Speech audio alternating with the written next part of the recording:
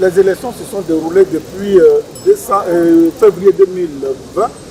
Les résultats ont été proclamés, c'est fort que le président, et vous dites que depuis Berlin, pour la première fois dans l'histoire internationale, vous dites que le président qui a été élu au Togo le 22 février 2020, il s'appelle Dr Gabriel Kodjo-Mensah. Mais est-ce que ce n'est pas un peu de la diffamation, ce n'est pas un rêve, ce n'est pas... Vous vous portez bien quand vous dites ça? Eh bien, mais Joël, et pour cause, c'est pas pour rien que nous sommes à Berlin, à cette place symbolique dans l'histoire de l'Allemagne. L'Allemagne qui est un partenaire de choix du Togo. Vous savez, la première puissance, et l'unique d'ailleurs, qui a colonisé notre pays, c'est l'Allemagne, qui a fait du Togo une moustière colonie, c'est-à-dire une colonie moderne. Donc c'est des rapports étroits qui lient l'Allemagne et le Togo. Et si, pour la première fois dans l'histoire politique du Togo, un chef d'État va jusqu'à falsifier les sceaux de la République d'Allemagne, la signature du président Frank-Walter Steinmeier, c'est dire combien Faure et Sozina Gnassingbé est tombé bas.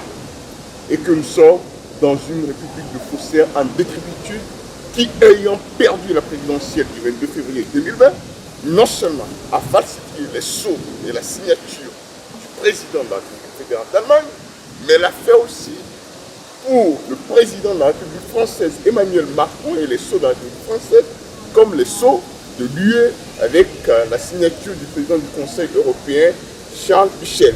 C'est vous dire que nous n'avons pas, rien qu'à partir de ces faits-là, justifier encore notre victoire.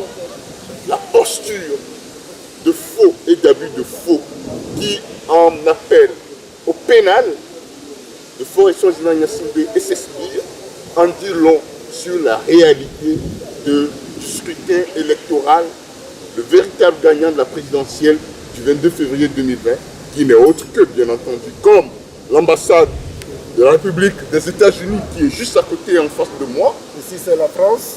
Les Américains, par rapport au scrutin du 22 février 2020, les Américains de façon constante ont dit qu'il faut un comptage des voix bureau de vote par bureau de vote pour établir la vérité des choses. Le pouvoir togolais a refusé. Les Américains implicitement ont dit non à ce hold-up électoral de plus.